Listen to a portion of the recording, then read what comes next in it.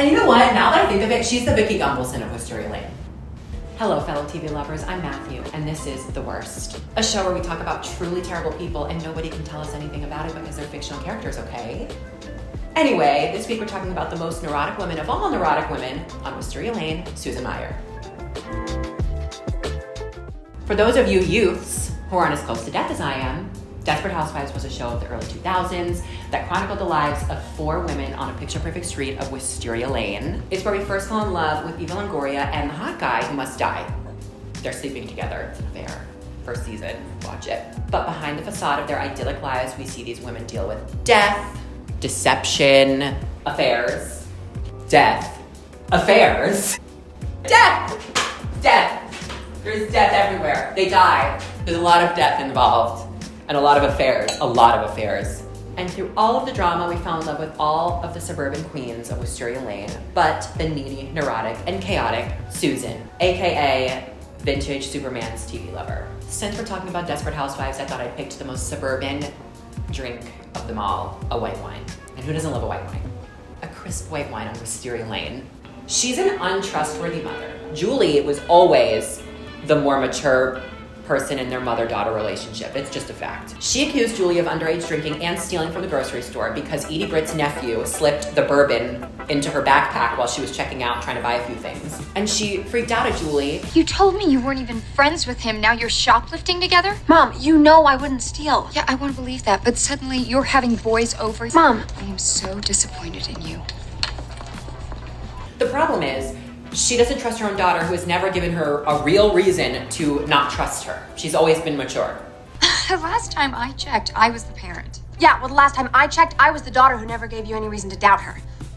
Okay, I know. And don't play the parent card with me. I just finished packing your suitcase, doing your laundry, and balancing your checkbook. Because she's such a horrible mother, she's always snooping through Julie's things, and she found a pregnancy test that wasn't Julie's, but she assumed it was Julie's because she was going through her things, but it was really Brie Vandekamp's daughter, Danielle. And she assumed that Julie was pregnant, so she thought the worst of her. Or when she searched Julie's room to read her diary, that's just, no. I would never do that as a parent. That's just an invasion of privacy. And after all of this ridiculous behavior, she can't seem to comprehend why Julie won't open up to her when it's obvious that Susan becomes hysterical over every little thing. She's just the worst. She's a bad romantic partner.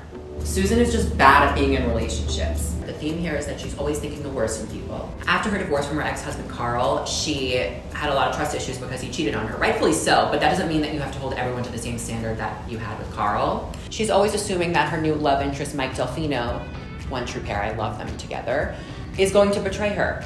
She becomes very jealous of him and anyone around him. When he first moved to Wisteria Lane, he's a single guy and it's a bunch of single, for the most part, single women. He's like flirting around, he's living his life, whatever. He goes over to Edie Britt's house, who I love Edie Britt. I love Edie Britt. Nicolette Sheridan, call me. Before they were even dating, she breaks into Edie's house because she's jealous of Edie and Mike. Get in line. After finally getting together with Mike, spoiler alert, they have a child together, and Susan doesn't like the name that Mike wants the child to be named, Maynard, which is a very special name to him and his family. And instead of having a conversation about how she didn't like the name, she went along with it. They named the child Maynard, and she goes behind his back and changes the name without telling him. Who does that? Like, just be honest. They finally come together and like, whatever, but like, she changes the child's name without consulting her husband.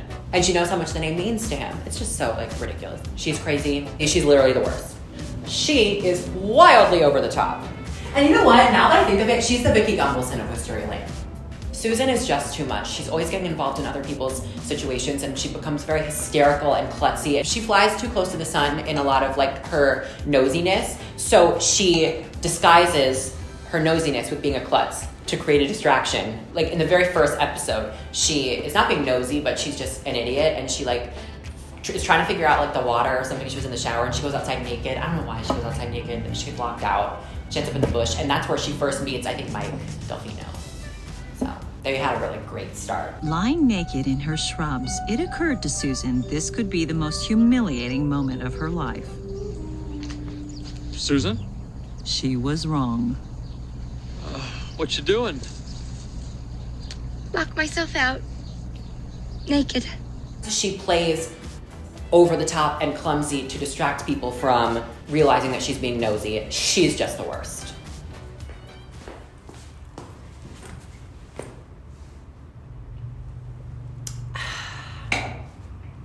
My overall opinion of Desperate Housewives is it's the greatest show ever. It's a 10 out of 10 in my opinion. It covers all of the pillars of the human experience: drama, romance, murder, sickness, natural disasters, living in suburbia. It's just everything and more, and it's such a star-studded cast, and I just love it. I would so recommend this show. I think that everyone can take something away from it. Everyone can benefit from watching this show because of how dimensional it is. I love it. On a scale of subtle jerk to the absolute worst, Susan is the Wicked Witch of Wisteria Lane. My favorite characters were Gabby, Edie, and Bree.